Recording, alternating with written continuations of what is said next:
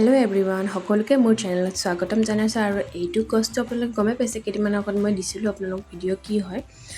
আৰু বতৰটো যিহেতু ঠাণ্ডা, এইকেইদিন বৰষুণে পৰিছে, সেইকাৰণে ভাবিলোঁ ঠাণ্ডা ঠাণ্ডা বতৰ, তো অলপ ছাগলী মাংস খোৱা যাওক। তো সেইবাবে ছাগলী মাংস লৈ আনিলে হাজবেণ্ডে। তো মই এতিয়া বনাব ওলাইছোঁ আৰু চাই থাকক মোৰ ভিডিঅ'টো পলম নকৰি। প্ৰথমে মই মাংসখিনি ধুনীয়াকৈ ধুই ইয়াতে পিঁয়াজ, হালধি, আদা নহৰু দি অলপ ভালদৰে পূৰা মিহলাই অলপ আধা ঘণ্টাৰ বাবে মেৰিনেট কৰি থৈ দিম। গোটা মছলা অলপ বটি লৈ গুড়ি কৰি ল'ম। এতিয়া কেৰাহী এখন লৈছোঁ, তাৰপাছত তাতে দিছোঁ তেলখিনি গৰম হোৱাৰ পাছত দিছোঁ তেজপাত 4 খিলা, কিছুমানে মন কৰিলে 3 খিলাও ল'ব পাৰে ন। তাৰপাছত দিছোঁ মই ইয়াতে পিঁয়াজ দিছোঁ 3টা কাটি, আৰু মেৰিনেট কৰোঁতেতো তাতে পিঁয়াজ সানি থৈছিলোঁ তেও, আৰু মই দিছোঁ, ভাল লাগে ন বেছি পিঁয়াজ দিলে ছাগলী মাংসত।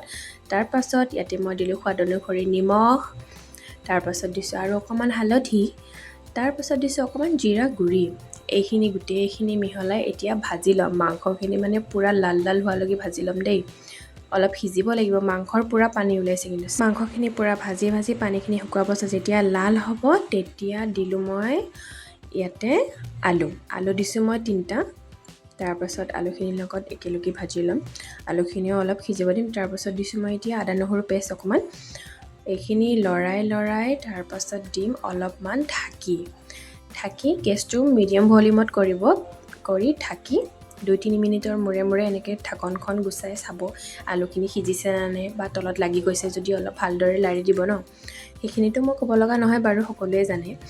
তাৰপাছত আকৌ ঢাকি দিছোঁ, আৰু 2 মিনিটমান পাছত আকৌ ওলাই চালোঁ যে অলপ সিজিছে আলুখিনি। তেতিয়া মই দিম ইয়াতে বিলাহী দিছোঁ মই 2টা। কোনোবাৰ যদি মন নাই বিলাহী নিদিবও পাৰে, মই এনেকৈ বিলাহী দিলে ভাল পাওঁ, সেইবাবে বিলাহী দিলোঁ। এতিয়া ঢাকি আকৌ বিলাহীখিনিও সিজাই ল'ম ভালদৰে। তাৰপাছত ঢাকনি গুচাই আকৌ চাম, আকৌ ঢাকি দিম।